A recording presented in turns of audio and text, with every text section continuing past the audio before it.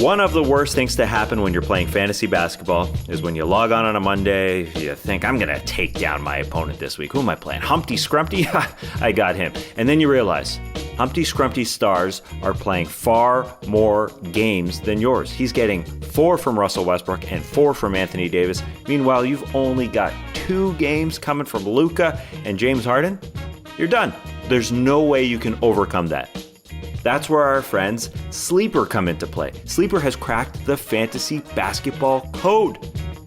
No more of this being overwhelmed by number of games played and all this busy work, changing your lineups day in and day out. It's like fantasy football when it comes to Sleeper's game pick app. It is so strategic because you start the beginning of the week and you only select one game from each of your players that will count for your fantasy team. So you've got to pick the right game for Luka. Are you going to pick a bad defensive team for him to play against? A team that gets up and down, a home versus away game? That's called strategy, and it levels the playing field. Makes so much sense. Sleeper's one-of-a-kind game pick app is the most strategic fantasy basketball experience in the industry. Go download the Sleeper app and start a Game Picks League today. You won't regret it.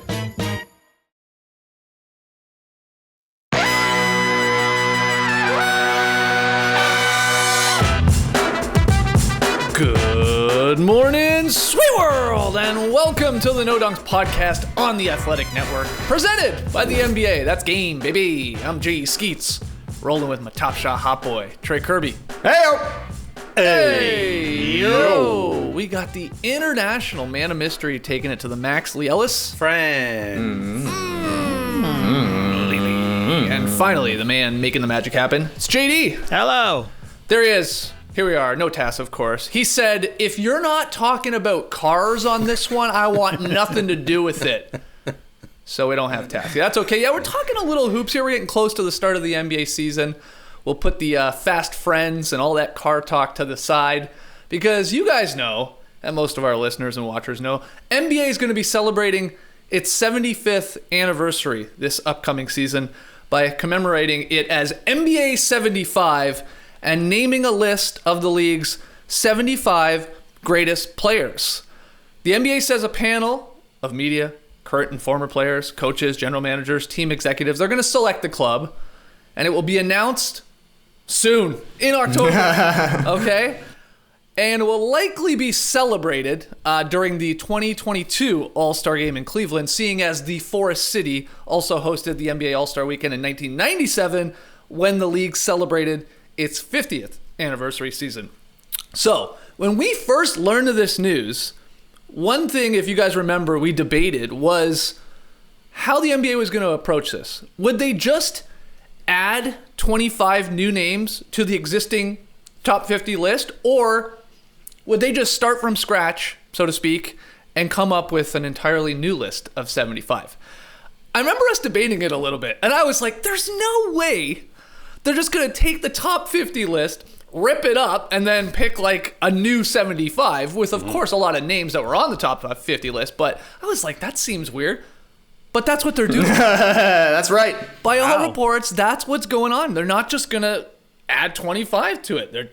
So people are getting bumped from this, Lily. Like, there's going to be a lot of Paul Azarin fans that are pissed off, or I don't know, somebody that's where's Hal Greer? That's the thing. Like, if you were good enough 25 years ago, and now you're not even good enough for the top 75, people are going to be offended by that. Yeah, because that, like, you won't necessarily be in the top 75 at all. Then maybe some guys will be cut. Yeah. Which, in this Twitter world, is that really what the NBA wants? I mean, they got away with it in 97 because Twitter didn't exist. Now, you're going to see people saying, LeBron James, what?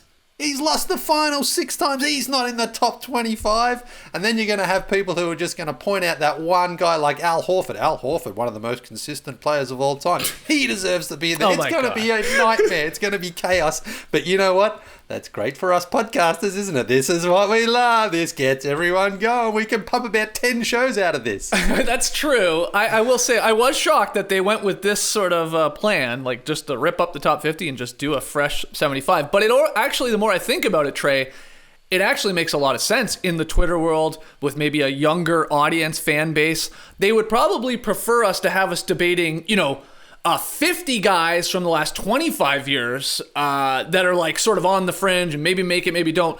Then, let's be honest, a bunch of guys from the 50s, 60s, maybe even 70s with some of the younger audience that nobody even really knows all that much. Like, there are some legends that people, of course, know, but there are some names on the original list where you're like, even me, a sicko, is like, well, what did he really do? Because it was so long ago. So this sort of makes sense. Oh, Dolph Schayes is on Yeah. the list? I don't think so. What are we supposed to do, though, Skeets? Be comparing Dolph Schayes to Steph Curry? Doesn't make sense. Right. This is for the new generation. That original 50 greatest players list, that's already in the Hall of Fame. You're already one of the 50 greatest. You don't have to send back your leather jacket. You get to keep that thing forever. So, yeah, this is 100% for the new generation because, like you're saying, the older generation, they had their chance to argue about this back in 1997. I'm sure there were people who were upset that Dominique Wilkins and Bob McAdoo didn't make the list. They had their time to argue about it, and now we're getting our chance to argue about it again. Well, you brought up the leather jackets. Let's slip in this question we got from at Capicoro, who's always sending in great questions. He said, you said the jackets for the NBA's 50th anniversary, they made those cool leather jackets. So, which piece of clothing should the NBA make to commemorate the diamond anniversary? He throws out possibly ninja-style headbands, nice velvety tracksuits. What you got there? Again, that's from at Capicoro. That's a good question, Lee. Did anything come to mind here? Or do you just stick with what worked? The jackets were fine. It sucked that some of the guys had been playing in the All-Star game and then had to put on a leather jacket, sweating it up. But what do you think? Yeah, well, that's it. I'm fine with some version of a jacket, just not at the halftime mark of a game where people are just sweaty and they put that on, and it's kind of gross to put something so heavy.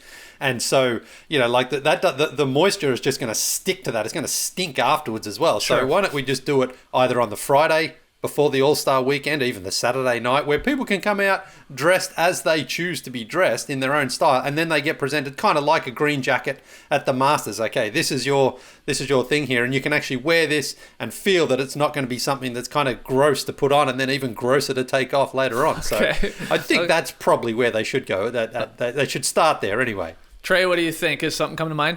Well, it's the diamond anniversary. They got to do something with diamonds. My first thought is that it should be rings, but I don't know if that kind of complicates things with, championship rings. The next logical suggestion for something diamond-based would be like an iced-out chain. Like Adam Silver is Jay-Z or Dame Dash giving Kanye West the Rockefeller chain. That'd be pretty cool. Like a diamond-encrusted 75. I could see something along those lines. But more than likely, it's going to be something classy like, I don't know, a blazer with that 75 patch on it or something like that. Because the leather jackets are funny, and it's pretty funny that for 25 years they get brought up. Everybody still remembers these guys wearing leather jackets, sweating it up at halftime of the All-Star break. So my guess is that similar to how draft fashion has progressed to the point where nobody's doing anything super crazy, they're probably going to go with something that looks nice. Unfortunately for us. Yeah, the cool thing about the jackets was the nice little touch of having like the color of their prominent team. Like, I guess I forget if it was sort of on the shoulders or at least on the arms. Green for Celtics guys and red for the Bulls, like Jordan and stuff like that. I liked that. I hope there is a little bit of that where you can, like, whatever this item is that they get, be it ninja style headbands or jackets, like there's a little distinction between sort of like, maybe the franchise that you're predominantly linked with. You know what I mean? And JD, anything else that you'd like to see? I think they should do a retro piece of clothing 25 years ago. So I'm thinking like, didn't Michael Jordan wear like a beret at one point? During the did 90s? he? So, Absolutely. so what about berets, a nice, the way the Green Berets wear them, with the sort of, it's like almost militaristic, and they could still have the color swatch for the teams and stuff, or even a Kangol hat style with the, the Samuel L. team up Jackson top, style, and diamond studded or something like that. I don't know. Okay. I'm a hat guy, so there you go. I guess so. Lots of possibilities. That's a fun question for everybody. Let us know in the YouTube comments. Tweet at us at NoDunksInc. if you had to switch it up from the Leather Jackets, what would you like to see them do to commemorate this top 75 list? I would say, looking back at the 50 greatest players in NBA history, again, named in 96, like that 96-97 season, pretty good. Like, there are some, like, of course, old-timers that we joked about that you're like, I don't know anything about him. But overall, it's obviously littered with, like, legends. And then even at the time, you know, you had 11 of the top 50 were still active. And that'll be fascinating to me when they do their official top 75. How many active players will be a part of that group? Because it's not like, just so everybody knows listening, it's not like they're taking the top 50, like, okay, Bill Russell and Kareem and Oscar Robertson and Jerry West, and like now there's no way they're on the top 75. Like, they're still in play. Like, they're very likely they're going to be on both lists. And then you'll have a bunch of new names, of course, and some might get dropped. But of the 11 of the 11 that were still active, it was Barkley, Drexler, Patrick Ewing, Michael Jordan, Karl Malone, Shaquille O'Neal, who was just 24 years old, by far the youngest selection at the time. They nailed it. Stern had a crystal ball. He saw it. He's like, we're okay taking Shaq on this list. Akeem Olajuwon, Robert Parrish, who was 43. He was active still somehow. Scottie Pippen, David Robinson, and John Stockton. I mean, I basically named the dream team, like for the most part. No Leitner. Yeah. Leitner didn't make it. He might make it this I mean, time. it is impressive. 11 active players, and every single one that they named ended up going to the Hall of Fame. So when you're adding active players to this 75 list, you better be pretty confident they're getting into the Hall of Fame at the end of their career, which I assume will be the case for all these guys you're going to pick. Though I bet there will be some bubble boys who are interesting cases for sure. Yeah, you're spot on there. Like, all 11 of those guys that I just named, like, they're all going to be on the top 75 list. Like that. Yeah. I mean, I don't know. Maybe Robert Parrish, I guess. Lee? He ended up with, of those 11, I think maybe he's the most likely to have it. I think though he was a part of the 86 Celtics, which is some considered the greatest team of all time. He won a championship. He won, I think, at least 2 there with the Celtics. I know he picked up one with the Bulls where he was end of the bench guy, but it's going to be tough because Chief is well respected. He's well loved, certainly by Celtics fans. He's got those accolades where he was an important part of, again, one of the greatest teams of all time, certainly one of the great eras there in the 80s there for the Celtics. So was he sexy enough? Was he dominant enough? I mean, probably not. But again, it's a Celtic, it's a legend. I mean, but honestly, you can make this case about whoever is going to get cut off. If they were good enough in 1997, now you're saying, sorry, you're just not good enough anymore. That's just going to be insulting, I think. I know. I agree with you. That's why my gut says a lot of the guys that were on the top 50 list are going to be still on this top 75 list. Yeah.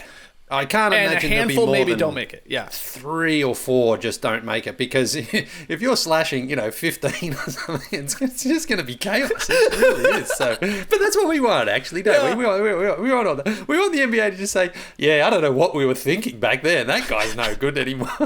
you just made me realize we should have. That should have been this podcast. We just take that top 50 list. Take out our red marker and just start editing, scratching. Nope. See you later. See you later. Maybe for the future here. Okay. So it sounds like we got a February podcast in the bank already, Skeets. Yeah, you're right. We got to put that in our Slack channel so we don't forget. There were, though, I said they did a pretty good job, and I truly believe that. Of course, there were some notable omissions. I think Trey already slipped in 2 of them. Dominique Wilkins and Bob McAdoo are the ones that everyone's like...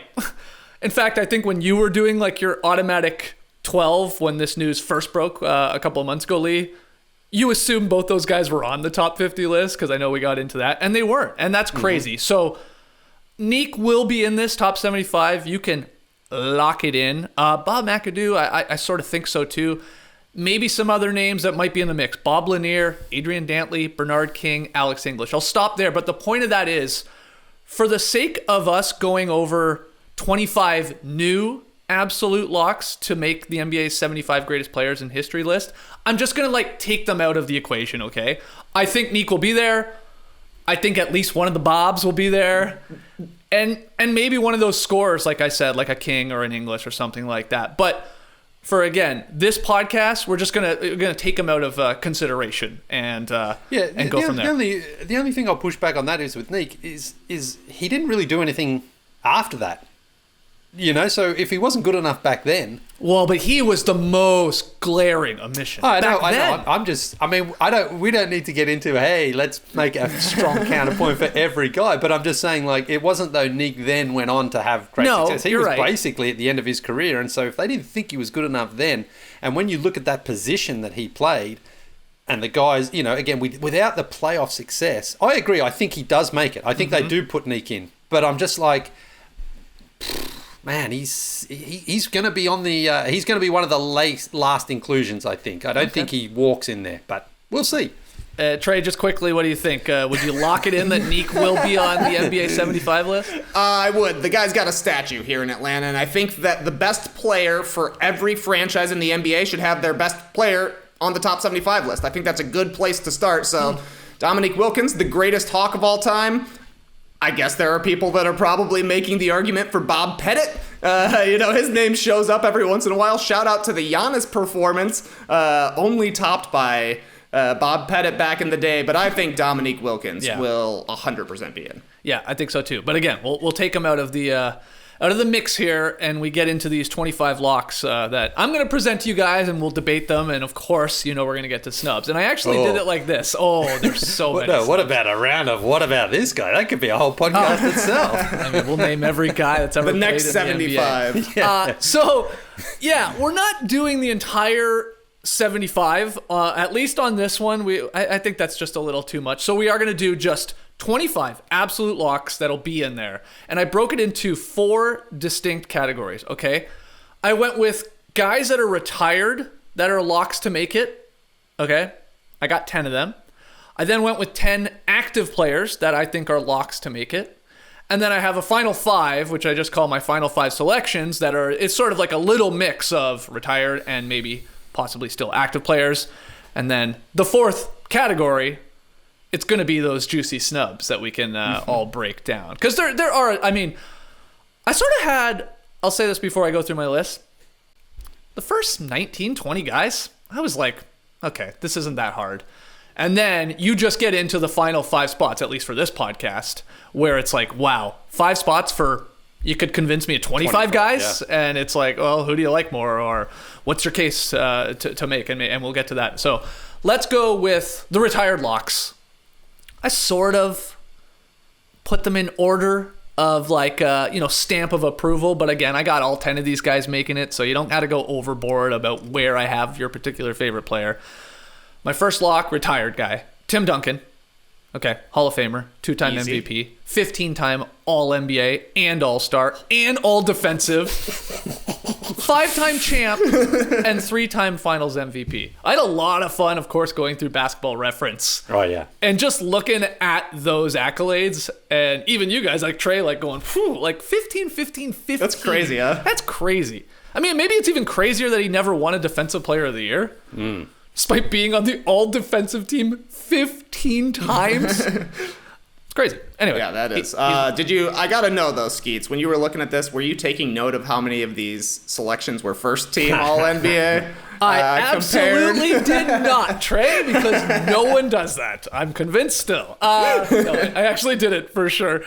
It was like, it's too much on Basketball. I gotta scroll on Basketball. Yeah, it's down at the bottom, man. I know. Yeah. Like that was my whole point, though. They don't even care enough to put it right there at the top. Okay, number 2, retired lock, the late great Kobe Bryant, Hall of Famer, 1 MVP, 15-time All NBA as well, 18-time All Star, 12-time All Defensive Team, 5-time champ, 2-time Finals MVP. Kobe, in, no brainer. Third, another big guy, Kevin Garnett. Hall of Famer, MVP, 9-time All-NBA, 15-time All-Star, 12-time All-Defensive, won a Defensive Player of the Year, and of course he got his 1 championship there with the Celtics. Stick with the big guys. International big guy. Dirk Nowitzki is a no-brainer. MVP, 12-time All-NBA, 14-time All-Star, got the championship, and he was Finals MVP. He's in. Okay, those were of course. These are as well, but maybe like the tiniest tier down, if you want to call it that. Dwayne Wade is in. 8-time All-NBA, 13-time All-Star, 3-time All-Defensive Team, 3-time champ, and 1 Finals MVP. TK, I'll keep going here, but you scoffed a little bit. He's in my top tier. Okay, Retired that's players fine. Okay. easily. That's it. Well, I got concerned. I got concerned. You were like, that you didn't even have him. No. I've got Wade ahead of Garnett and Dirk. Personally. Okay. But yeah, I think he is an easy lock. I will just say to that, you guys are sort of saying anyway, they are not putting them in any order. No, so, there's no order. No. But it's generally it'll be alphabetical, is what I think they did. Maybe, yeah. Oh, that's bad for Wade then. He's going to be one of the last guys right in. at the end, near the end. Ahead of Dominique though. Yeah, that's true. Got him. That's true. Okay, number 6. We actually got a run of guards here. I got Steve Nash as a retired lock, Hall of Famer, 2-time MVP, 7-time All-NBA, 8-time All-Star, greatest Canadian player ever. I think that counts for something in this. Well, it's not the Canadian National Hall of Fame. It's So Nash is in. Okay, no complaints there. Allen Iverson, he's also in. He's a retired lock, Hall of Famer. He got 1 MVP, 7-time All-NBA, 11-time All-Star. Career average. Just guess. What was Allen Iverson's career average points per game? 24 and a half. I'll go 21 and a half. I was with you guys. I thought it was around, I'll be honest, what Lee said. Basically 27 points per game. Wow. That's incredible. Yeah, I would have just guessed that the end of his career would have dragged it down a little bit, but I guess the first 2/3 of it were so impressive that the number stays high. So that's good. AI is in. Number 8 on my retired locks list, Gary Payton. Who I remember there was the tiniest bit of noise for him way back in 96, 97. But that was like, not that he went up to play another, well, I guess he did play another 10 years. Nearly decade, yeah. So, helped pad some stats and had some success, won a championship too, sort of, with the Miami Heat. Not that he was like a key contributor. But I have Gary Payton in this bunch. He's in the Hall of Fame. He's the 999 guy. I love this. He's the guy that can go to a baseball game, eat nine hot dogs, drink 9 beers in 9 innings because he's a 9-time All-NBA guy, 9-time All-Star, 9-time All-Defensive Player, won a Defensive Player of the Year, All-Defensive Team, I should say, with those 9 selections, 1 DPOI, and I said there, he's a champion. So I got him in, lead. No qualms with that, right? No, when I did it back a couple of months ago, I put him sort of up against Tracy McGrady because, I think someone like a McGrady was maybe more explosive in terms of scoring the ball, but Gary Payton on both ends of the ball, particularly that DPOY award when no non-bigs were winning it back then, really stands out. But yeah, Gary Payton, very consistent player as well. Basically from his second season until he retired, you just knew what you were getting out of him. So I think he's I think he is a lock, and I think he did win the vote off against Tracy McGrady. He did, that we put out there. But it was close, but because again, a lot of this stuff comes down to, do you look statistically and give more weight to accolades, or do you say, well, for 3 or 4 years maybe McGrady had a higher ceiling, a higher peak than Gary Payton, but it was less sustained. I mean, and again, that comes down to, man, I love Tracy McGrady more than I love Gary Payton. Tracy McGrady could score better than Gary Payton, but Gary Payton was a better defensive player. So those sort of factors come into it. But ultimately, I think Gary Payton is in, and I'll be shocked if he doesn't make it to this new list. Mm-hmm. Gary Payton was a bubble boy for me.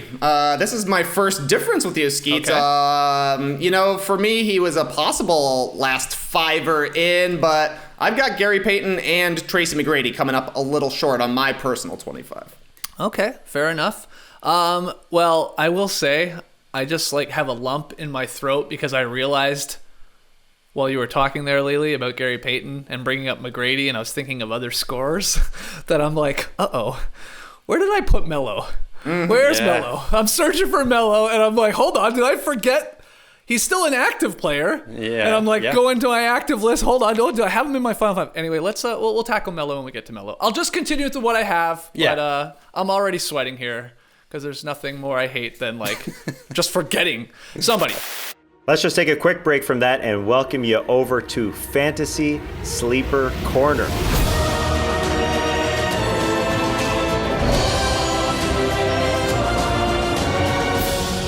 We'll have a few of these fantasy segments leading into the NBA season, and in this first one, I'm going to blow your mind with a new way to play fantasy. It's called Game Pick on the Sleeper app.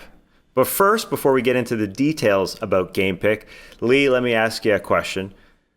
When's the last time you played fantasy? Fantasy basketball, it's probably been 3 or 4 years now because, like 10 years ago, 15 years ago, I had like 5 different leagues going at once. Every single night I'm picking up players, I'm dropping players. But the problem with that is sometimes you're going for a guy in one league, but then you're hoping he has a bad night in another league because you're sort of either versus him on one side or he's on your team in another. So it got to a point where it was a bit saturated there, and I did sort of lose a bit of interest. But I tried playing baseball. I won a baseball league, believe it or not. I finished like 3rd in a football league, of all things, at one point. So I used to be the big fantasy freak, but have had a few years off. But I'm sort of excited. I think I'm re-energized to give it a go again this season. Yeah, it's funny you say football, that you played football, because Game Pick is a little bit like football where you make your decisions at the beginning of the week and you don't have to go in and night out. You don't have to just switch your lineups all the time. So if you forget in the middle of the week, you're not dead. You make your picks at the beginning of the week, and you can't be out of it in the middle of the season, which is also great because that happened to me last year. I was in a league where you couldn't have any waiver wire pickups. There were 0 waiver wire pickups, so I was out of it in the middle of the season last year. But Sleeper has this one-of-a-kind NBA fantasy game. Game Pick is very, very unique. Each week, you select your players and then pick the one game that will count for each of them that week. So just one game. So how do you pick that? How do you pick one game from one guy? Let me give you a scenario. Like Damian Lillard, let's say. The Blazers are at home to the Jazz on Tuesday. Then on Wednesday, they visit the Spurs. Friday, home to the Lakers. Then they visit the Grizzlies on Saturday. So they got Jazz, Spurs, Lakers, and Grizzlies. Which game are you picking, Lee? I mean, you got to get strategic there, right? I like that, though, because it does put a little bit more emphasis on, where do you think Damian Lillard is going to have his best game? And if you're asking me, I would take it against the Lakers because it's against LeBron. Okay. LeBron respects Damian Lillard. There's some real mutual respect there and admiration. And I think that Lillard always likes to put on a little bit of an extra show when he's going up against the King. Against the Grizzlies, of course, he's going to play well against them and the Jazz and the Spurs. But I just feel that if you want Lillard to really cash in, best time to do it is on the biggest stage, and that's against the Lakers. So that would be my pick. I don't sort of look at it as the low-hanging fruit and think, of those teams, the Grizzlies probably doesn't have the best defense. Maybe Lillard can go out there and feast a little more. But I think he's actually going to raise his game and play better against the tougher opposition, or certainly the toughest opponent individually there in LeBron. So give me the Lakers in that scenario. Yeah, it's really interesting here with Game Pick because you have your one time during the week where you have to make this decision. Who's he going to play best against? And you pick the Lakers, who have had an incredible defense the last couple of years. So maybe they can slow down Dame. Or maybe at the beginning of the week, CJ McCollum isn't playing in one particular game. So Dame is going to get more shots for the Blazers, or the Grizzlies play a faster pace, or the Jazz have such a good defense, can't pick them. The Lakers have a good defense, the Spurs don't, so maybe pick them. Home versus away. See, that's called strategy. Well, add into that fact as well that now Russell Westbrook is on the Lakers, and I will never, ever pick against Damian Lillard when he plays against Russell Westbrook. Those two have some history. They have some beef. And Lillard, of course, knocked out the OKC Thunder a few years ago with that huge shot. That was over Paul George. But remember that series? Westbrook and Lillard got into it there, and Lillard ultimately had the final say. So those are the other things that I would sort of factor into it as well. What sort of rivalry, what sort of like historical battle has one player had against a particular player or team? And so I think that sort of factors into the decision too.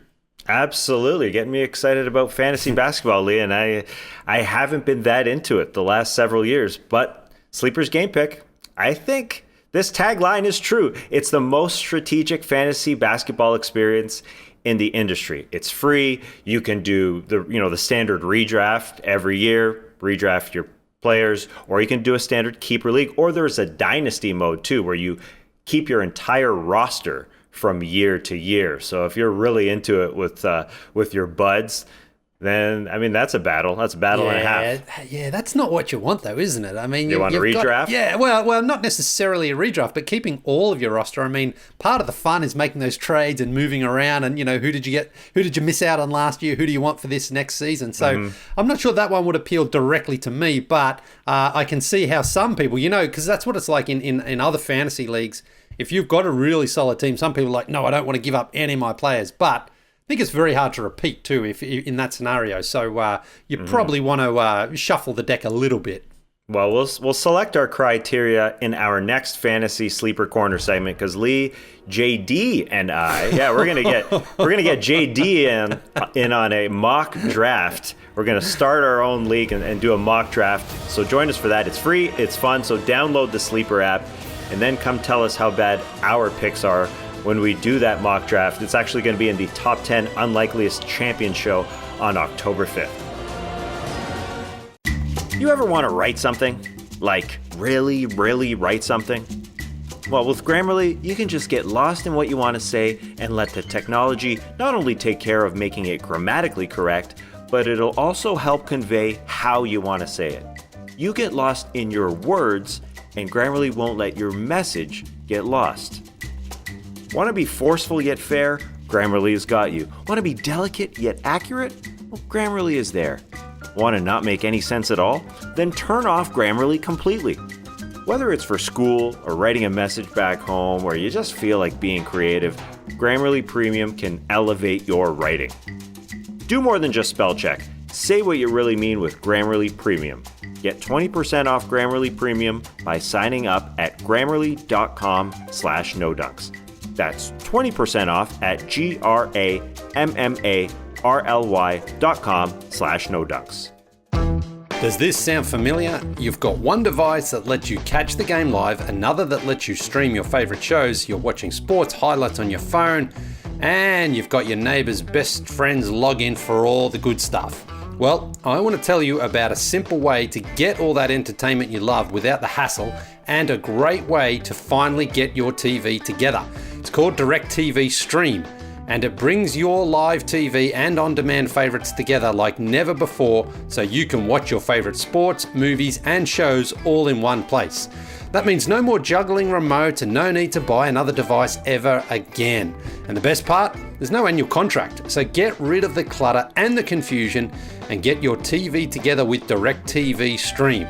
You can learn more at directtv.com. That's directtv.com. Compatible device required. Content varies by package.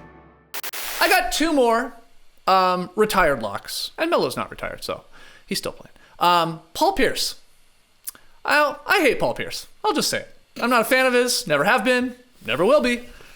But he's on my list. He's in. He's going to make the NBA 75.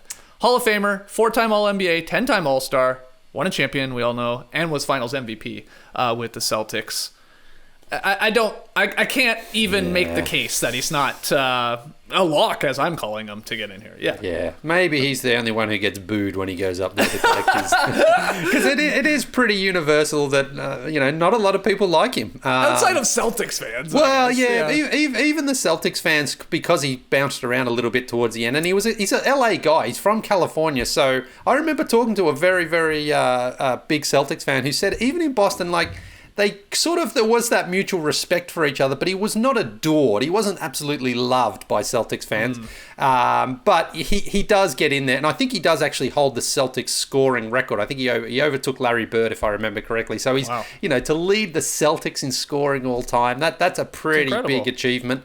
And he got the All-Star selection. He was clutch. You've got to give him credit as well. He was clutch in the playoffs, but the finals and the finals MVP pretty much cements his spot. Yeah, I'm like you, Skeets. I was like, not Paul Pierce, man. Not Paul Pierce. But then I saw that 10 times All-Star, and that's basically a lock. 27 of the first 50 that went in were 10-time All-Stars. Every 10-time All-Star is in NBA history. Every 10-time All-Star was either on the list or is going to be on this list for the 75 greatest. Another guy who is going to come up, who I don't know. I think he's going to be a debate. Chris Bosh has 10 All-Star appearances as well. But Chris Bosh and Paul Pierce were two that stuck out to me like, whoa. Yeah. If you're a 10-time All-Star, if you're one of the biggest names in the sport and one of the best players in the sport for an entire decade, and you got titles and accolades, it's hard to keep you out. So, Paul Pierce, lock him in. Well, I'll say it now. Spoiler, I don't have Bosh in this 25. I think he might be one of the biggest snubs in the game this time around.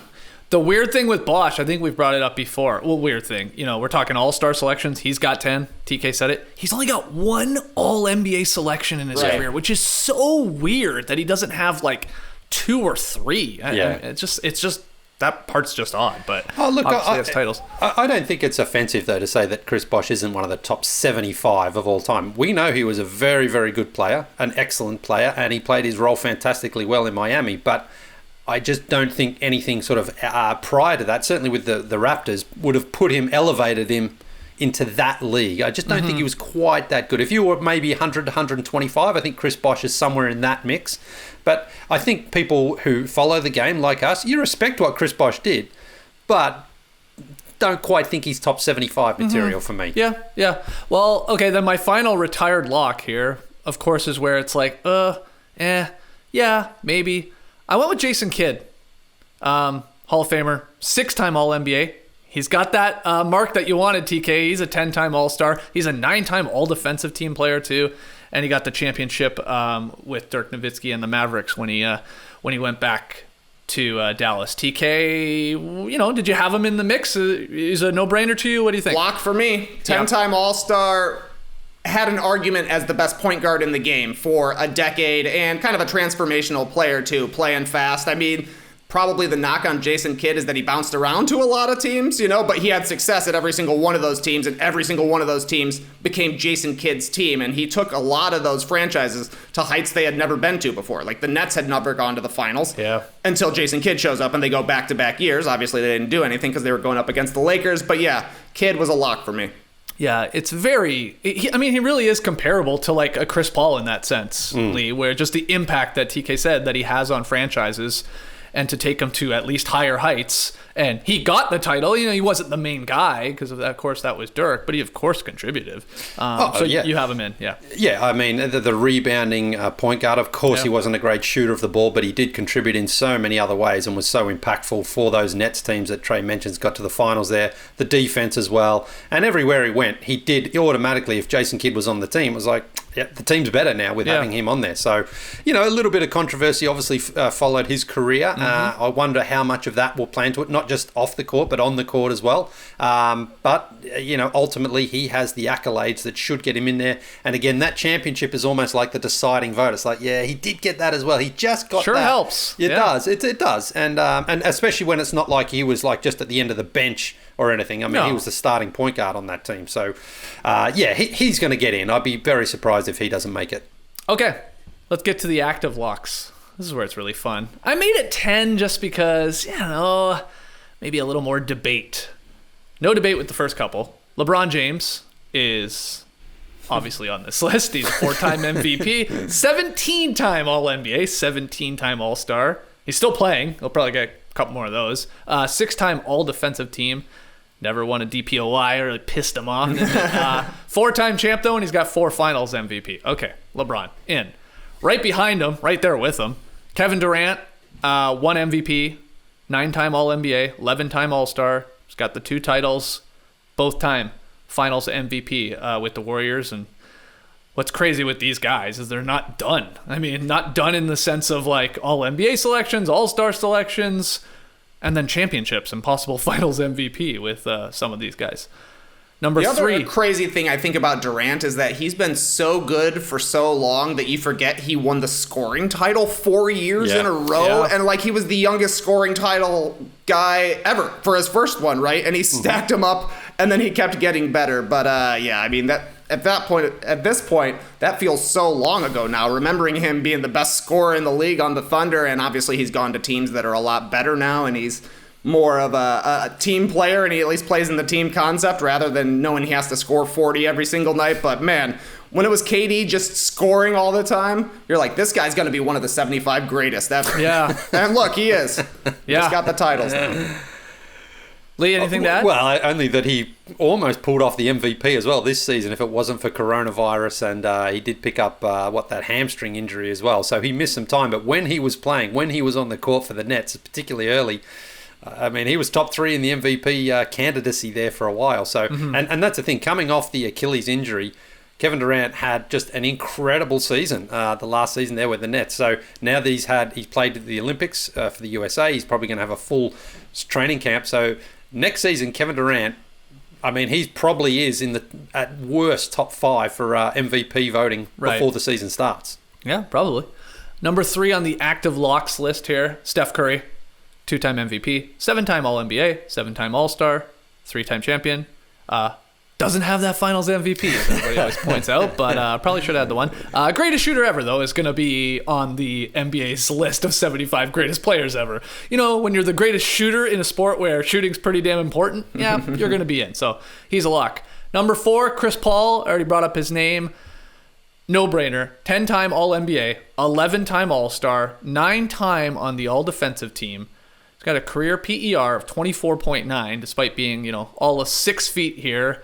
And, look, he's one of the 5 or 6 greatest point guards of all time, I would think, pretty easily, without having a title even. He got to the finals there with the Suns, but might come up short in that, but I don't think that's enough to hold a guy like that off NBA 75 lately. Lock him in. Chris Paul is an absolute certainty. You're right. You can debate who is the sort of top 5 to 7 point guards, but Chris Paul has got to be on anybody's list there. So he is an absolute lock. And we said before, a championship sort of cements you, but in this case, Chris Paul has done enough. He's got so many accolades there that he's going to get in regardless of, this was his first trip to the finals, of course, the last season. Right. He's in. At number 5, going a little more younger, Giannis. He is now for sure. I think he probably would have been without the title, but you can just put it in ink that he's on the list. 2-time MVP, 5-time All-NBA. He's a 5-time All-Star, 4-time All-Defensive team. He's got a Defensive Player of the Year. He won Most Improved too, and he's a champ and a Finals MVP. Coming off of that, he's one of only 3 players in NBA history to win MVP and DPOI in the same season. That's Jordan and Hakeem, and now Giannis. Yeah, I guess he's a little older than Shaq was when he made the top 50, but it's sort of comparable. And even more accolades and a title that Shaq didn't have when he was with the Magic when he was on top 50. So there's no possible way he's not on this, right, TK? Yeah, I think he was, like you're saying, likely a lock before the Bucks won the championship in 21. But now having the championship, having a 50-point closeout game in the finals, stamp him in that night, right? They're like, okay, here's your letter. See ya in February at Cleveland. You're getting a jacket, bud. All right, now it gets a little more interesting with these active players. I have Kawhi Leonard as a lock, an active lock to make this list. 5-time All-NBA, 5-time All-Star, 7-time All-Defensive Team honors. He won Defensive Player of the Year twice, and he's a 2-time champ. One of them a Finals MVP. Both a Finals MVP when he was with the Spurs, doing a great job on LeBron. Young Kawhi was, and then of course with the Toronto Raptors and what he did for that franchise. I mean, he's one of the best two-way players to ever play. I guess the one knock is that he just hasn't appeared in a ton of regular season games to help tally those counting stats, to climb some of the all-time leaderboards and to maybe even win regular season MVPs. That's one thing he doesn't have, but it's still, to me, with what we've seen him, of course, do in playoff series and runs and has accolades, he's in lately. Yes, I think if you were to maybe remove the Raptors championship and Finals MVP, there's a case against him perhaps, because that Spurs team, while he was Finals MVP, was a fantastic team laden with talent. But the 2 Defensive Players of the Year awards show that he does play both sides of the ball. His personality is not highlight reel and flat. Well, I mean, in terms of his plays, a highlight reel, but he's not a flashy, loud, outspoken person. Not that should. Neither count, was Dolph Shays. No. I mean, that shouldn't count. But I'm just sort of saying, like Kawhi seems to be just a guy who goes out there, works hard, be's the man, gets the job done. But he's got the 2 championships. 60% of the time. That's the one knock. Yeah, it is because definitely when he's just I'm just not playing, and then that should be, a bit of a knock on him. But he's performed in the finals. He's done it. He's got the Finals MVP. Yeah. So, a lock. I mean, Probably, I guess. You got to remember with the active players that I'm naming here too, they're not done. I mean, you got to take that into consideration. Yeah. You gotta add some more stats and possibly more accolades, and in his case, for sure, more championships or Finals MVP, which isn't out of the question. Trey, what do you think though?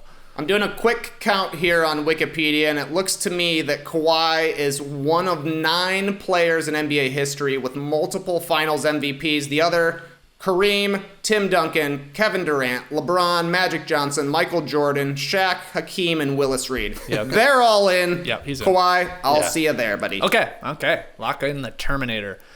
Number 7 on the active list. Had to really rack my brain. Is this guy still active? Yeah, he's active. He's still playing. He won a title not too long ago. Got his first one. Dwight Howard. Yeah, buddy. Yeah. Oh, yeah. 8-time All-NBA, 8-time All-Star, 5-time All-Defensive Team, 3-time Defensive Player of the Year, back-to-back-to-back. First ever do that, I believe. And he won that championship with the Lakers. He took the Magic back in, 2009? Yep. To take on the Lakers and Kobe. Took them to the finals. Lost that one, but got one there with LeBron down in the bubble. So he's got that championship. He really was, though, the most dominant big man in the league for like half a decade at the very least, if not more. And he's top 15 all-time in rebounds and blocks. I mean, it's sort of what you want from a big guy, TK. Yeah, the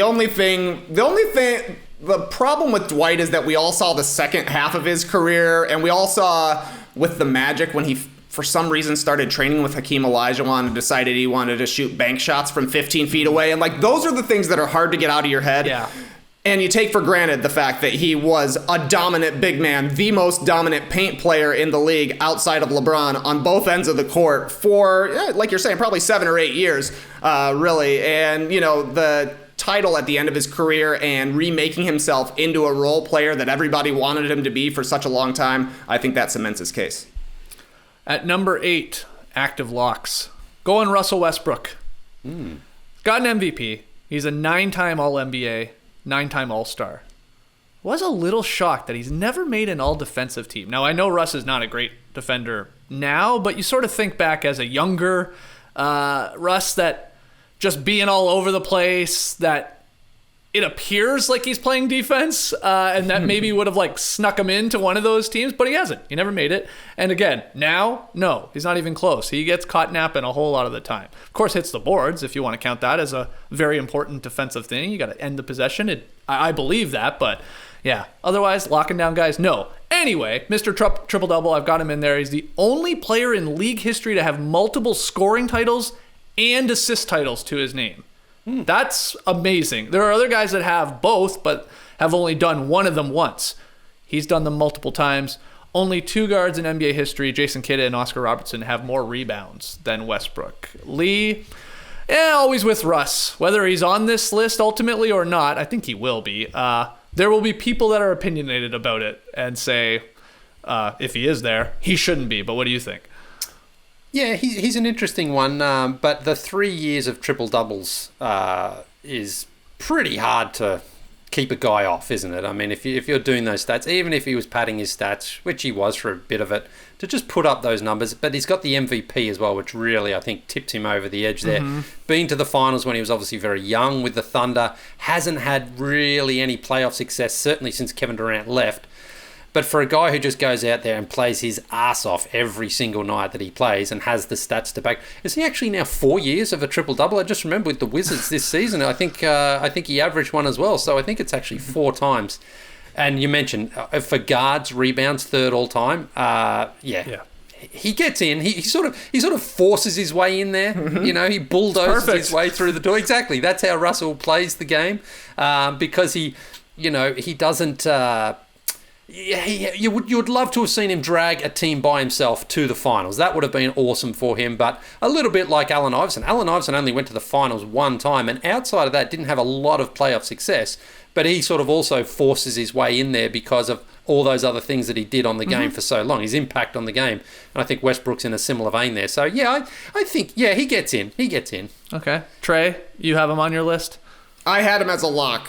4 years averaging a triple-double. That gets you in right there, considering we thought LeBron was going to be the only guy outside, like after Oscar Robertson, who even had a chance. LeBron has never, maybe LeBron, obviously he could. He just never had the impetus to do it, but Westbrook said, I'm going to do it, and I'm going to do it every single year. Then you mentioned Skeets. multiple times leading the league in assists. Like, I don't think you really think about that with Westbrook, because you think about all three numbers together rather than just the assist number, but that's pretty impressive as well. Yeah, and when this list ultimately comes out, some people will be like, oh, no way he should be on there. But I think they'll be thinking of it like all these guys in a close game, it's a tie game and there's 20 seconds to go. Like, I want him to take the shot. But that's not really how you should look at it. I mean, there's so much more you can do and contribute to, obviously, a team sport. And I don't want Russ to be probably the guy taking, a deep three with in a tie game with 20 seconds left. That I don't want to. I want him maybe setting up a guy to do that. But that's okay is my point, because you can have such an impact on the game. And also, players are going to be sort of voting on this, like this blue ribbon panel. There is just no way legends watching Russell Westbrook and the way he plays, how hard he plays every night, are like ever going to leave him off this. Like, it's sort of like Iverson, I think. These guys sort of just play every single night, harder than most, despite making millions and millions and millions of dollars. They truly do love the game. They have some faults. They're both of them not the greatest shooters in the world of all time, but they're great players. Okay, so he's in. I got two left. James Harden. Former teammate, of course, of Westbrook. He's in. He's got the MVP. Has got a million, second place finishes for MVP. Yep. I forget what it is. He's got a couple of them. 3, I think. 3? Yeah. 7-time All-NBA. He's a 9-time All-Star, so very close to that 10 All-Star mark. And he's a 3-time scoring champ. I think he has one assist record for one season at least. He ranks 33rd on the all-time scoring list, James Harden does. 42nd on the all-time assist list. He's got years left in him. I mean, he's... I don't have those lists in front of me, but he's going to climb those. He could be like flirting like top 25 in both of those categories. Mm-hmm. And he's probably going to hit 3,000 three-pointers. I think it's in play. It, of course, depends how long he goes for. You'll be shocked if he doesn't finish top 2 or 3 all-time in three-pointers made. Like, he's going to pass Ray Allen and Reggie Miller, and I know those guys played in a different era. If they were playing today, Ray Allen would probably shoot 15 three-pointers a game. But Harden, he like Westbrook, is polarizing to some people, but I think he has to be included in this, Lily. Yeah, no, he's in for sure. In the same vein as Westbrook there, it's like if you want to knock a guy and say, well, he hasn't had the playoff success, then sure, there's the argument for James Harden, though he has also been to the finals, though he's been to the conference finals a couple of times, certainly with the Rockets there. But in terms of what the guy does day in, day out for 82 games over multiple seasons, it must be at least 9 seasons now where he's been averaging 25 plus a game, putting up the threes, getting the assists, just going out there and playing. You just got to respect a guy who does that. So, yes, he's one of those guys that a lot of people will say don't like watching him playing, don't want like the foul hunting. But you can't knock a guy who goes out there and has averaged, led the league in scoring. Did you say only once actually then? 3 times. 3 times. Scoring 3 times, once assists, yeah. So he's done it. He's done enough of that body of work that he deserves to get in, even though obviously a finals, a championship and a finals MVP would clear the way completely for him, but I can't see why they would leave him off. Right. He's in. Okay. Well, here is this 10th active lock is where I get into the dilemma of having forgotten Carmelo Anthony, still being an active player. I'm going to put him here, and I'll bump the guy I had at 10th that is still playing down, probably to one of my final 5 selections there. So let's put Carmelo here. Now, I think he's a little interesting. Does he fall into the vein of some of those guys that missed out on top 50, like the Alex Englishes and the Adrian Dantleys and Bernard Kings of the bunch, like these really prominent scorers? I don't think Melo will. I think he'll make this list, the top 75, and he's got in the top 25 for me here of new names. So let's put him in, and pull up his basketball reference page because I didn't have it written down. But he is a 6-time All-NBA player, and he's a 10-time All-Star. Trey, there it is. He's obviously got the scoring title there back in 2012-13 with the Knicks, I guess that was. Melo, Trey, no-brainer? Yep, he was my last lock, Skeets. 10-time All-Star, 10th all-time on the scoring list in the NBA. And to me, if you've got Dominique Wilkins going in, you got to have Carmelo Anthony. They are very similar cases to me. One of the most famous players in the league. Melo gets it done with jab steps. Dominique got it done with dunks, but devastating scorer. You're not necessarily getting a whole bunch back on the other end, but a player well respected by his peers, been around forever, and similar to Dwight, the way he's remade his career, starting with Portland as, a catch and shoot role guy. Maybe he'll be able to pick up a championship with the Lakers. I think Melo is definitely in. Okay. Lee? Yeah, Melo needs about 2,500 points to become the 9th player with 30,000, and that alone, I think, gets him in there. Everyone else, of course, is in that in the top 50 there, or the tops. They'll be in the top 75. Melo's got some work to do, but the way that he's sort of played these last season there with Portland, just coming out, hitting threes. If he stays healthy, I think that's a goal that's within reach for him. So I think he's going to do it. So I think in this sense, not that he really needs that only to get in, but I think you're not going to leave a guy off who could potentially have 30,000 points. So he gets in. The same sort of thing again with Harden and Westbrook.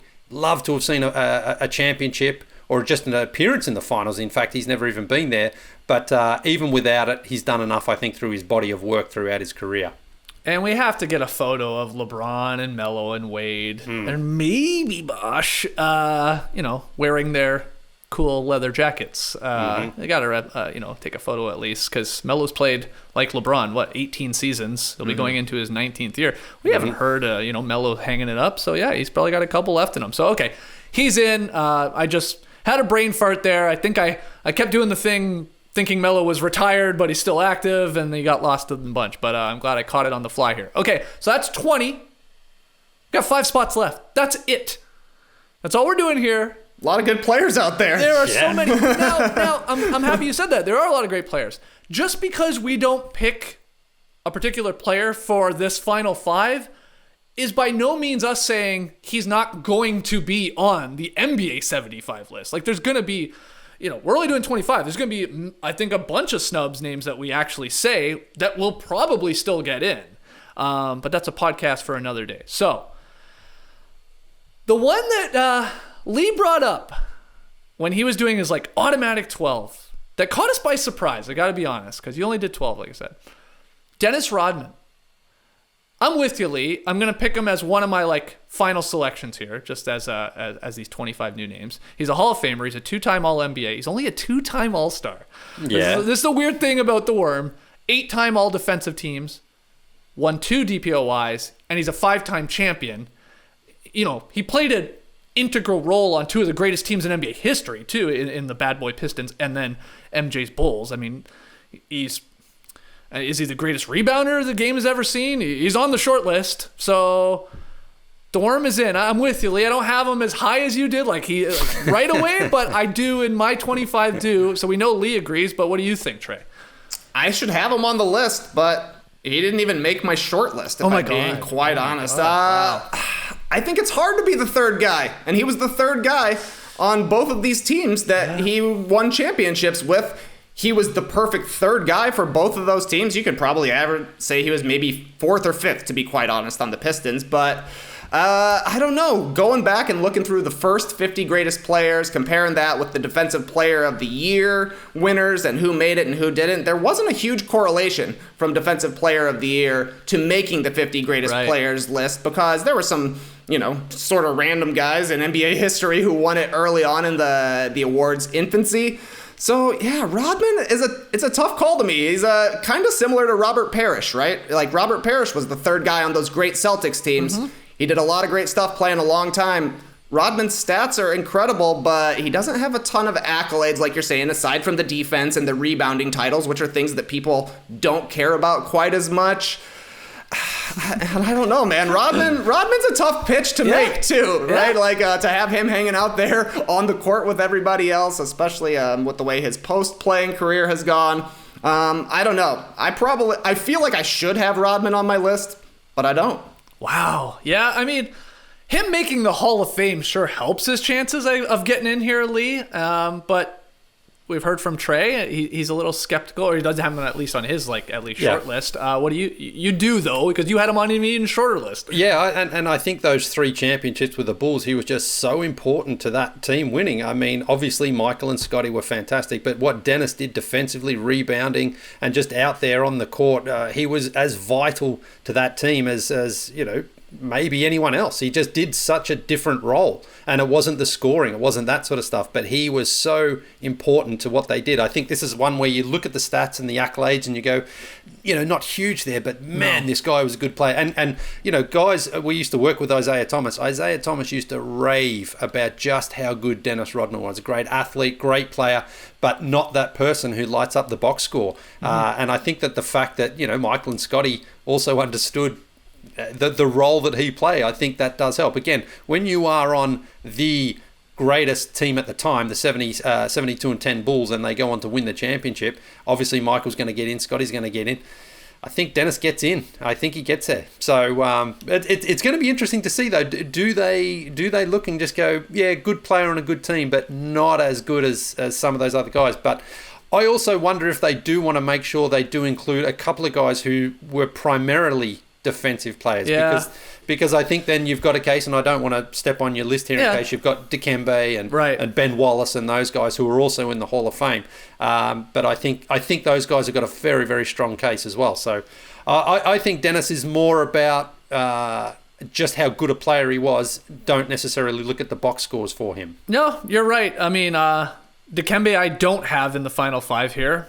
Again, I still think there's a great chance he makes the NBA 75 list, but it's tough. Like, if Dennis Rodman makes it, is there another spot for Draymond Green? No, I don't think Draymond Green's going to make it. Pretty similar accolades when you actually look at it, and still playing, still more to add, possibly. But yeah, we'll see. Will they try and sprinkle in, like you said, Lee, some of those specialists, really, which what Rodman was and what he did defensively and rebounding, and like a Dikembe with blocking and rebounding?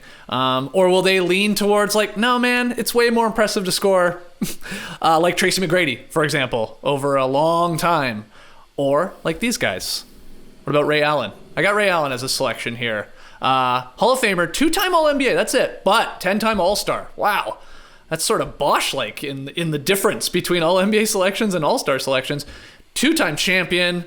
He played 1,300 games. He's the NBA's all-time leader for now in three-pointers made. Curry hot on his heels. I also think people forget, maybe like the younger generation, they do forget what type of player Ray Allen was in Milwaukee and Seattle. Like, this guy was an elite attacker, not just a three-point shooter. So I've got him in here, and I know we can get into if you're picking one, let me put it this way: Ray Allen or Reggie Miller. Where are you going, Trey? If you can only pick one, though, maybe we'll get both of them in here. Who would you lean towards? I only picked one, and it was Ray Allen. He was a lock for me as the NBA's all-time leading three-point shooter until this next season is over, basically. Steph Curry should pass him, assuming he stays healthy, and hitting one of the greatest shots in NBA history to win a championship. He won championships with multiple teams. I know I'm kind of contradicting myself here because Ray Allen was the third guy on both of those teams. But like you're saying, he was the number one guy for Seattle and Milwaukee, and he was able to pile up those stats to the point where other players around the league were like, this guy is incredible, put him on a really good team and we'll see what he can do. He did that. He contributed defensively. He wasn't just a sieve out there. He was fine, and if you're the best in league history at something, I'm willing to put you in, which makes me think I'm a fool for having Rodman off my list. Put him on! Not looking good for my last guys here. Oh boy, they might get bumped here as we're doing this live in the action. What do you think, Lee? Reggie or Ray? You can only pick one. Yeah, well, see, when I did my debate, I had Reggie versus Carmelo Anthony because they both had a ton of points, didn't have the championship. So now you're going Reggie versus Ray Allen, and I think they are very similar, but Ray does have those two championships, and he wasn't like just a bit player. He was huge for the Celtics in 2008, and of course, not only just hitting that shot for the Miami Heat, he was still a very important player on that team. So he's kind of done that. He's kind of banked the numbers where he was there in Seattle and Milwaukee. bulky in his early career, and then he topped it off nicely by getting a couple of championships. And, one of those players who LeBron still wanted him to play after he retired. He was like, come and play again. And he's like, nah, I'm done. But, he's done enough. He's got that record. He's probably, in 10 years, Ray Allen will probably be 50th on the three-pointers made list, because that's how quickly things change. But, a tough one, because it's like, he was never a superstar as such. He was never like that, like, oh my God, this guy's like, the top 3 or top 5 in the league. Very consistent though. Yeah. Great all-round player. But I also think he does get in. I think he does. Okay. Well, I'll also put Reggie on my list. I just put them both. I was like, if I take one, I sort of have to take the other. Yeah, Ray Allen's got twice as many All-Star selections as Reggie, but Reggie was the greatest shooter of his era. And he was the NBA's king of three-pointers made. He did that in 97-98, and he held that record for more than a decade. I mean, if anything, Reggie's going to get screwed here. If they had named like a top 60 list, like Reggie's like a no-brainer, he's in there. But because of this big window, there's potential that he's bumped. I think he ultimately gets in. But with our short list here of 25, I still got him in. I think he's helped out too by him just having iconic moments. Mm-hmm. That, of course, sticks with you. He saved the biggest games for the playoffs a lot of times in Madison Square Garden. He's helped out too, I would say, by playing like the Dirk or the Duncan or the Kobe with one franchise all 18 years in Indianapolis with the Pacers. So I got him in. So they're both in there. 25,000 points too for Reggie Miller. Geez. That's a lot. And 15 trips to the playoffs. I remember looking at that when I was building mine. It's like Reggie was a big time playoff performer. He has got those huge moments, and I think that sticks out. I think people are like, yeah, this guy didn't win the finals, he didn't win the championship, and made it against the Lakers in 2000 there, but this guy certainly did step up his game in the playoffs and perform really well. And I also agree. I think the 19 seasons with Indiana, I think it's like, yeah, that he stuck true to that franchise, and that probably just does help his case. It's like, he's pretty well liked, I think, amongst the NBA hierarchy there as well. Steph Curry said he was his favorite player as a kid, so does that help? Probably not, but Who knows? He also would have won a championship if some guy in Detroit didn't throw a beer at Ron Artest. We learned at the Malice at the Palace. I'm only half joking. I mean, it would have been probably his best chance to get it done there, and you get that title, and then I think everybody's like, yeah, of course he's in. And without it, he's a little more on the bubble here. And Trey, you said you didn't have him in our short list here. He was on my short list, but I didn't have him in. It kind of came down to Ray Allen versus Reggie Miller for me. I went Ray because of, the playoff accomplishments, the championships, and he eventually did pass Reggie. Those guys, they are the same generation to me, Reggie Miller and Ray Allen, even though Ray came a little bit later, almost 10 years later, really. Yeah. But they just still feel like the same generation to me, where like the leading attempt guy is going to take 5 threes in a game, and you're like, whoa, this guy's getting crazy from the three-point line. Obviously, things have changed since then, but they're both 90s, 2000 guys, but I can certainly see the argument for Reggie. If you just want to put him in as the best pacer ever, I think that's fair as well, too. He was there forever. He's the reason people know about the Pacers. Yeah. Still to this day, Reggie Miller. Fight camp. Yeah, this one intrigues me, because whenever I'm working out with a video in my garage, I always love it when they incorporate punching and kicking into the workout. It's a brief reprieve from the rest of the class where I'm trying to keep up with whatever movement the instructor is guiding me through. Punching, kicking, and the running man, those I'm good at. Everything else is a massive struggle. And yeah, in case you're wondering, my workout video is an old jazzercise VHS I found, but that's not the point. The point is, when I'm working out at home, I want to crank the Bill Conti and I want to hit stuff. Fight Camp is made for total beginners or Clubber Lang himself. That's right, the Rocky references keep on coming. It comes with all the gear you need to box at home, including a freestanding punching bag, boxing gloves, quick hand wraps, and their unique punch tracking sensors. We're talking Ivan Drago technology over here. Hey, remember that training montage from Rocky IV?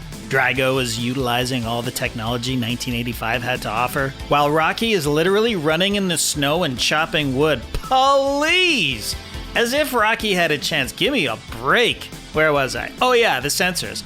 They measure speed, volume, and output so you can follow your progress. You can push yourself to compete on the community leaderboard, challenge others, or do you versus you in the new versus mode.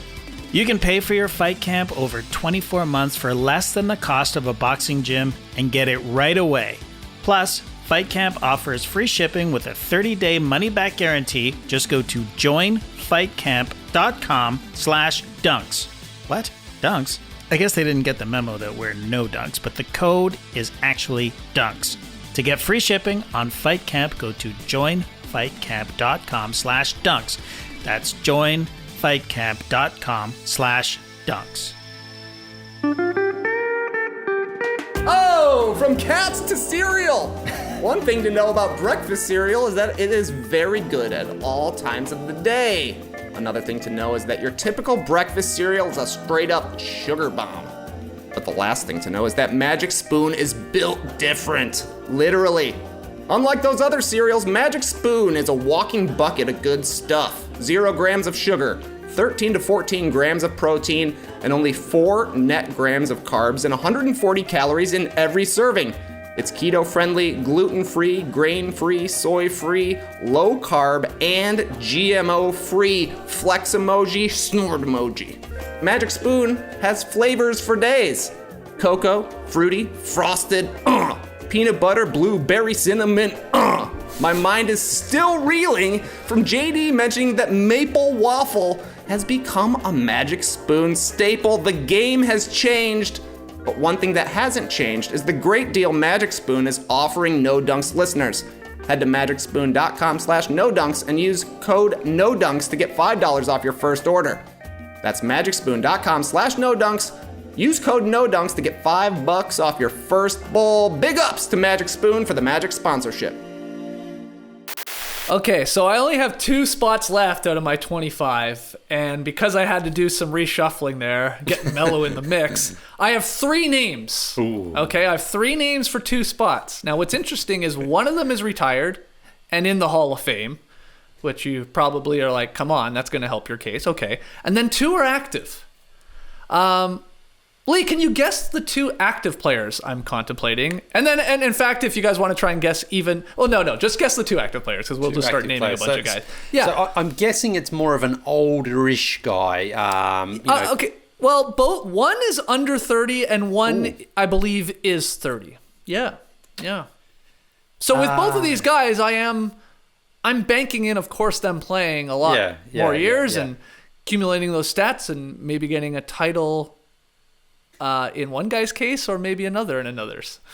Okay, so someone Anthony small, Davis. one big. Give me an Anthony Davis. Right. Okay, Anthony He is Davis. 100% on my list. Yeah, okay. He's a 4-time All-NBA, 8-time All-Star already, 4-time All-Defensive Team honor. He's got the championship, and he's only 28. Yeah. Wow. I mean, wow. I know, Lee. I actually did that too. I was like, wow, he's only 28. Jeez. He's got a whole decade. Yeah, possibly. I mean, he gets injured a lot, but that's the thing. That could be the thing that prevents him from getting in there. He has been injury prone throughout his career there. By the way, I'm putting him in then because I did have him as my 10th active lock, and then I was like, oh, Melo. So, and I hear Trey say, no brainer. Okay, I feel better about that. He is in. Can you name the other active player I was debating with this one Hall of Famer? Well, I'm wondering if it's a guard. It's a guard. You're not very good at this, Lee. Trey's saying it. Come on, man. Yeah, it's Damian These are the Lillard. easiest ones. Didn't you do any research, Lee?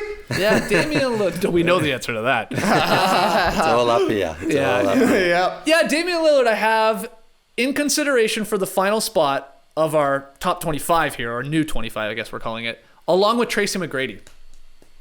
Those are the 2 I'm like down to the wire with. Lee, do you want to sell me on one more than the other, or what's your gut say? Well, if I look at Tracy McGrady, I seem to recall his last good year was when he was 28 years old. He actually fell off after coming out of high school. He was great for like 4 years there. McGrady led the league in scoring twice. Was an absolute superstar. But outside of those years, he was actually not that good, you know. Okay. You know, I mean, he did average 20 points per game over a 15-year career. Yeah, it's not nothing. Coming straight from I think he averaged when he won the scoring title, he averaged like 32 and then 31. So he certainly and he was incredible at his best, but he sort of he had that very sort of short peak and then sort of dropped off. Whereas Lillard, I think, has been extremely consistent through his 10 seasons there. Lillard, of course, has only one conference finals appearance, but he does have huge moments in the playoffs, ending 2 series. I think that helps him. Yeah, I think it does too, because it's like they're those iconic moments. I will guess McGrady would have finished probably in the top 3 in MVP voting at least once, I think. Probably around 2004, somewhere around there. I'm going to go Lillard, though. I think for the sort of collective, consistent body of work, he might just get in over McGrady, even though I think McGrady's ceiling, his peak seasons were probably better than Lillard's at this point. I'd have to sort of crunch the numbers a little bit, but I think Lillard's probably going to have a longer body of consistent work. Okay, that is a fair way to look at it. I'll just give you the accolades because I've done it with everybody else. McGrady, I said Hall of Famer, 7-time All-NBA, 7-time All-Star, 2-time scoring champ, those big numbers he was putting up, like Lee said. And then Lillard, still playing, 6-time All-NBA, 6-time All-Star, Rookie of the Year, you can chuck that in. Career average, 25 points per game. Oh, my God. Ooh. For his career.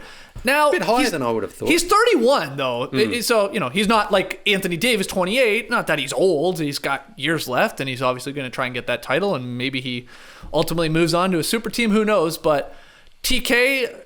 if you had to pick, I know, and we'll get to snubs, so maybe you don't even have either of these guys in the running, but if you had to pick between T-Mac and Dame, who do you go? These are both ultimately snubs for me. Tracy McGrady and Damian Lillard. And like you're saying, their cases are very similar. If I were choosing between the two of them, I think I would probably go with Lillard. Because to me, even though he's going to be 32 at the end of the next season, he seems to be getting better as his career goes on. Like, he's just getting more confident in his game. His range has extended to half court at this point. He's seen every single coverage. He's got an outside chance of winning an MVP at some point still in his career, if he averages 30 for a season or something, which I think is possible, but it doesn't seem likely. But Tracy McGrady's career is over. He has no chances at that. I think that by the time Lillard's career is over, with the way he has been building as he's gone further into his career, we don't know what's going to happen with where he ends up playing basketball. Maybe he ends up on a super team. Maybe he ends up picking a title later in his career. I think that by the time Lillard's career is done, he will have surpassed Tracy McGrady, and I think he'll join McGrady in the Hall of Fame eventually. You guys have convinced me. I will make Damian Lillard my final selection of my 25 here, which means McGrady is probably the ultimate snub. And it's just tough. I love what you guys are saying, and I'm with you with like what this where Dame could still go, especially winning championships. It's still in play. It's just tough not having a guy like McGrady who's in the Hall of Fame. And I will say to that, people were like, McGrady, Hall of Famer? Even that one was like, oh, is that just a light class that year that T-Mac is, sneaking in there? Sure, you can tell me that too. Obviously, incredible player, but he will be my ultimate snub here as we move to a bunch of other guys. And we got to find out who Trey actually had. But I'll go through mine just real quick here so you guys know. It was Duncan, Kobe, KG, Dirk, Wade, Nash, Iverson, Gary Payton, Paul Pierce, Jason Kidd. The active players were LeBron, KD, Curry, Chris Paul, Giannis, Kawhi, Dwight Howard, Russell Westbrook, James Harden, and then Carmelo Anthony. And then these final 5, Dennis Rodman. I went with the 2 shooters, Ray Allen and Reggie Miller. Anthony Davis, TK really drove it home for me. Good. My gut was right. He's in, despite still playing and only being 28. And then Damian Lillard over T-Mac. I'm very happy with that list. But Trey, who was this one name as we start the snubs section of the podcast that you had in that I didn't? My biggest snub compared to you, this was a lock for me. Retired players, Vince Carter. Yeah. He's on my list, of course. Yeah. Snub list, but the immensity of his career is just staggering. Like, when you look at his basketball reference page, you've never seen so many numbers. The guy just played forever and ever, and At this point, we've almost forgotten the dunk contest. Like, you watch it back, it feels so grainy. You're like, SD? No, thank you. I can barely see. But it's still one of the hallmark events in NBA history. Nobody likes the way he left the Raptors, but even Raptors fans have embraced him at this point. And he was just such a big contributor to basketball. And he's basically played from, 1997. Wasn't Vince Carter drafted in 1997? 98, wasn't 98, it? yeah. Oh, 98. So there was one season in between the announcement of the 50 greatest and when Vince Carter's career started, and then one season after it ended until the next one was announced. Like, I don't know. He was a major player for basically the entire 25 years of the NBA in between. So I had him as a lock. But honestly, like, you could probably swap Paul Pierce into the lock category there. Right. He was in my final 5, but I did have Vince Carter on. Okay, so you didn't have Rodman ultimately on your thing, as we talked about. I upgraded him. I had some, honestly, like, when I'm looking at this, I had some dumb choices here. I'm a little too forward thinking. Like, I do have Luka Doncic as my very last player included. Wow. Because he's going to retire with an MVP. And you're going to want him in your top 75 with an MVP when he finally retires. Especially, like, he's going to have Vince Carter-like, LeBron-like stats at the end of his career, unless he gets tired of playing basketball since he's been playing since he was 11 years old or whatever. Yeah, when I was getting into the final couple of active guys that I was thinking of slipping in here to this, top 25 of the 75, ultimately, we're going with AD and Lillard. But Luka was there. I'm with you. He was on the very short list. He's averaging 26, 8, and 8, but he's only played, he's 22. That is real. That's 2 years younger than when Shaq was named. But it's a safe bet. And then I think Jokic, too. Yeah. Especially with the MVP, and he's a 3-time All-Star, 3-time All-NBA.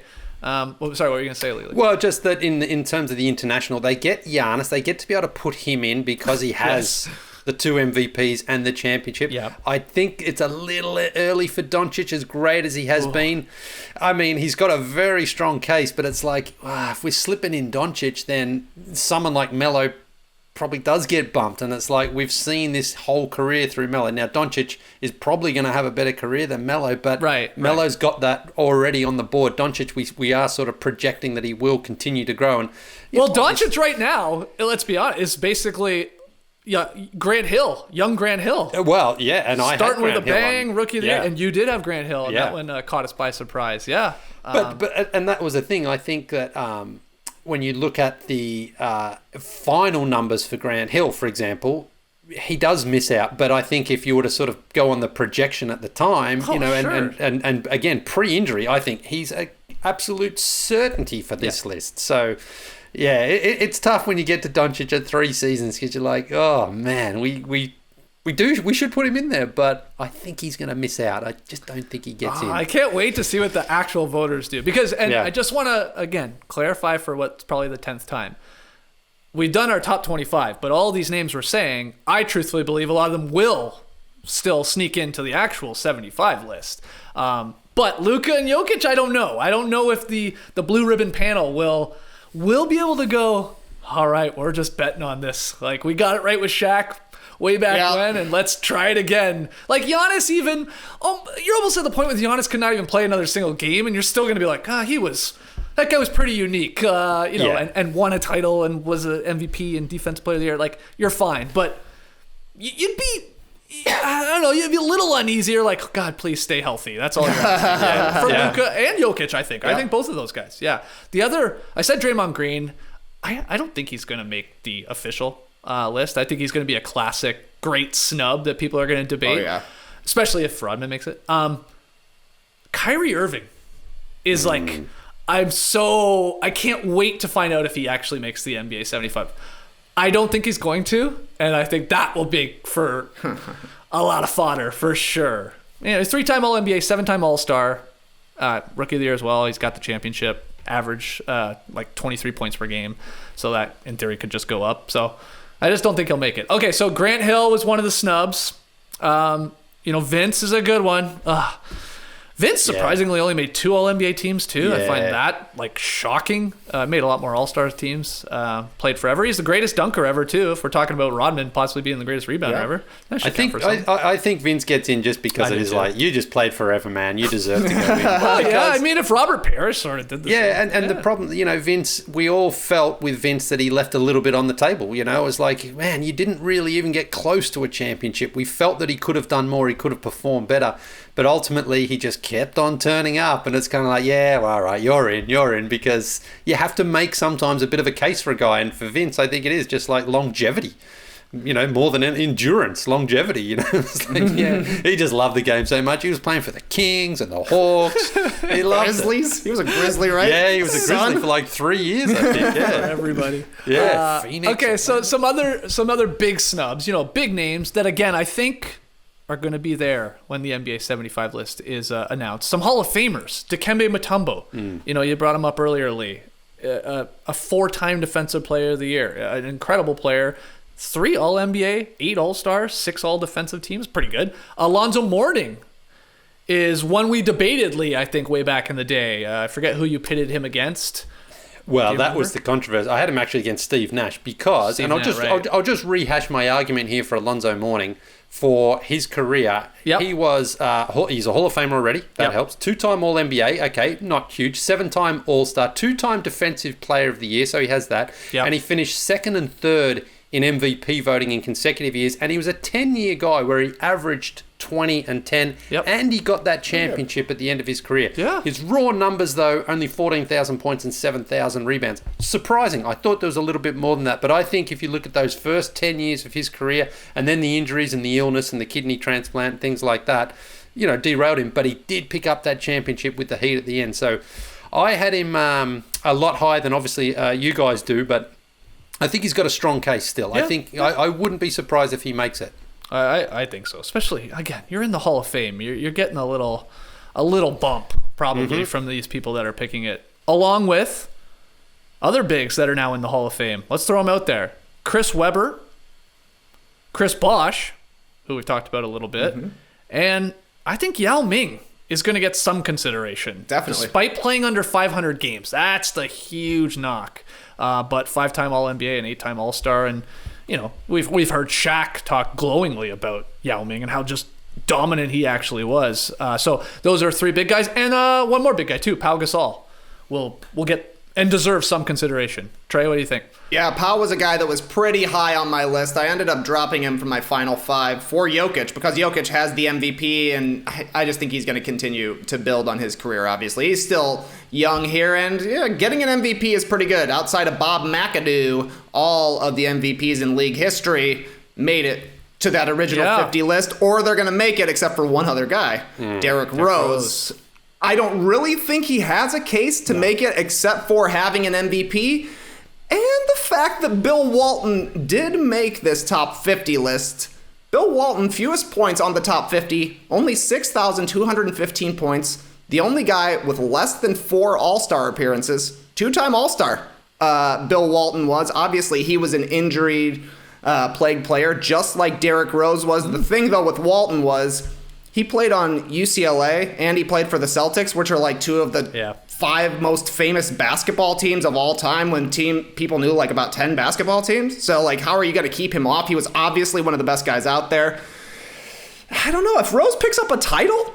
Like if Rose picks up a title, he could maybe have a little bit of a case there because it would be so similar to Bill Walton. It's the exact same case, except for there have been a whole bunch of really great players. Ultimately, Rose I didn't give that much consideration to, but there are just so many great guys. Like, I couldn't believe I even put Rudy Gobert on my list, but he's there because you kind of got to consider him along the same lines of Dwight Howard and, Alonzo Mourning, if you want to consider him. Dikembe as well, the best defender of his generation. I don't have him making it, but if you're the best at something when you're playing, you at least got to get on a list here. And again, I think they will have a certain delegation to just those defensive guys, whether that's 2 or 3 or 4, but they've almost got to say, listen, we can't just have only scorers on here. We've got to recognise that as well. And Rudy's a 3-time DPOY man now. So, he's got a strong case. And it is going to, I think, Ben Wallace, Dikembe, Dwight. Dwight's probably a little bit ahead of those guys because he was nearly the MVP when Rose won it, actually, and he was so dominant. Whereas someone like Dikembe, as great as he was defensively, you don't sort of automatically think of him as a particularly strong offensive player, like Rudy Gobert, So, that's going to be interesting to see what the split is as guys, designated defense first guys. Right. Versus offense guys, because like Ben Wallace too. Exactly. Does he make it? There has to be at least 2 or 3 of those guys on there. I just think there has to be. Yeah, I think there will be. And I'll just throw 2 more names, 2 more Spurs that are going to get some consideration. Maybe they make the NBA 75 list. Manu Ginobili, who definitely does not have like the accolades. He's only a 2-time All-NBA player and All-Star. That's it. But he's a 4-time champ, and he's got a case that maybe he's one of the greatest 6-man of all time. So take that into consideration. Playing on a dynasty in the sense that they won a lot of championships. And then Tony Parker, 4-time All-NBA, 6-time All-Star, 4-time champ, and he's got the 1 Finals MVP with San Antonio. It feels right not having them in the top 25 locks. But again, Lee, I think they'll be in the mix here for the real list. Yes, and Manu should have had the Finals MVP in 2005. That would have made his case even spicier because I think he was the best player on that team. But those 2 guys, because of what the Spurs did collectively over, Wendell Parker came in 99, Manu in 2001, 2002. But they got 5 championships for Duncan and 4 for those other guys, and they were just there all the time. Great players. They sacrificed their own numbers for the greater good in that sense, and that's why the individual numbers for both of those guys would be far lower than some of the other guys on the list. But for me, I think Manu Ginobili is easily one of the top 50 players we've ever seen. But that's my personal opinion because I just love watching him play, and I thought he was great. But he played on a team where his role was significantly reduced compared to where he could have gone if he was decided to be like, I want to go to a team and be the star player on the team. Yeah, it's like if Ginobili had turned into James Harden, was like, exactly. I want my own team. Let's see what I can do with my own team. He probably would have put up pretty gaudy numbers. I'm with you. Those are my snubs. Is there anyone else that you would like to mention as a top 25 lock snub for this list? I was trying my hardest to get Zion Williamson on this list, Skeets. When we do this again 25 years from now, he's going to be on the list. You heard it here first. But, 1 season of Shaq-like numbers I don't think quite surpasses some of these other guys. But I was working my best to try and get him on there. And you mentioned Pau Gasol. That was a guy I wanted to include as well. But there are just so many great number 1s that it's hard to go to the next level for sure. Lee, anyone else you want to throw in the mix? Well, you mentioned Chris Webber, and I think he does have a pretty strong, consistent case. Obviously, he struggled to get into the Hall of Fame there, but a 20-10 guy throughout his career. And those Sacramento Kings teams are so good. Of course, Robert Horry's hitting that shot, and if he doesn't hit that shot, I think Chris Webber has a championship, but he doesn't. So, he's got a very strong case, but I just wonder if people overlook it because it was like he didn't quite get to the finals in the end when he should have. Great player when he came out. I don't have all the accolades here, but I think he was like 8-time All-Star. Brilliant player at both ends of the floor, passer as well.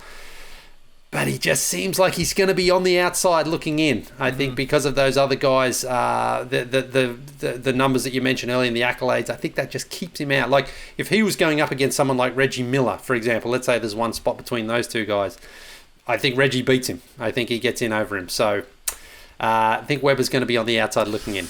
Yeah, I mean, we've named like a good 15 to 20 snubs just for the top 25. And...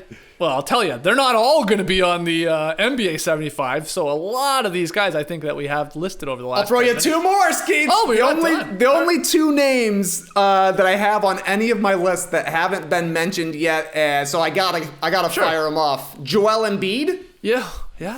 I mean, he's going to have, assuming he stays healthy, he's going to have some great counting stats. Wouldn't be surprising if he picks up an MVP or a Defensive Player of the Year at some point. Just a dominant player, as we have seen. Mm-hmm. And Paul George, who has put together a nice career, doesn't have a lot of playoff success yet, but had a great postseason run with Kawhi Leonard going down during the 2021 season, and stacked up a lot of accolades playing with Indiana before he started hopping around the league a little bit. I don't think either of those guys are really making the list, but maybe the next time they do it. The internet's going to have some fun if Paul George makes the NBA 75 list. So, hope it happens. Okay, we've named a lot of guys. Hopefully that was fun for you watching or listening. It was fun for us for sure. Let us know, who we missed, or maybe some of the selections that we have, again, as locks, like the top 25 locks, new locks for this ultimate list that's coming up here soon from the NBA 75. Let us know. Tweet at us at NoDunksInc. Email in your thoughts, nodunks@theathletic.com, or you can leave them in the YouTube comments below. If you haven't already, subscribe to No Dunks on YouTube. It helps us out. And if you're a fan on Apple Podcasts, leave us that 5-star rating and review. All right, I like this. I like the car talk. I'm loving the Fast and Furious franchise, but we're getting close to the start of the season. So this was nice to get the old basketball brain gears moving once again, Lily. I know you do this every day, but some of us take a break. Hey, listen, just before we go, I'm just going to leave this one with you. Okay. Klay Thompson's got a case. Oh, there you go. Now you're talking, baby. You know why? He's gonna be on the outside looking in. 5 NBA All-Star appearances, and he's got a defensive team as well. Yeah, he's a good, solid defender. But the 3 championships, the shooting, I mean, Steph is going to be the one, and Klay's missed 2 seasons, so that sort of affects him for sure. But if Klay stays healthy, knowing that he just loves the game, he's got 15 years left still to play in the game. Klay Thompson, he'll be shooting threes until he's 45 in the NBA. I can see it. Right. So Klay Thompson still has a chance to hold that record. But also, he's just been a part of that Warriors dynasty. Yeah. And that certainly is going to help his case. Yeah, we'll see. As much as I love Klay Thompson, as much as everybody loves Klay Thompson, I think he's going to come up a little short. And I actually think he may have really been hurt, his chances at least, by being injured for the last little while. Like he's out of mind a little bit, which sucks. But you're right, Lee. He'll probably finish number 2 all time of 3-pointers made, like when he retires and until other guys passes him and stuff like that. Okay, well, let us know who we missed in the comments and tweet at us and email in. That was a lot of fun. We will talk to you guys soon. Clipper Bros. You heard it here first. Have a great time. Turn up. Love you guys. Awesome. Thanks for joining us, and remember, if you're making a list of the 75 greatest NBA podcasts of all time, there's a clear number 1. Embrace the day, people. I was waiting for the joke for somebody to say some other podcast, which I thought was going to be very funny. Embrace the day, people.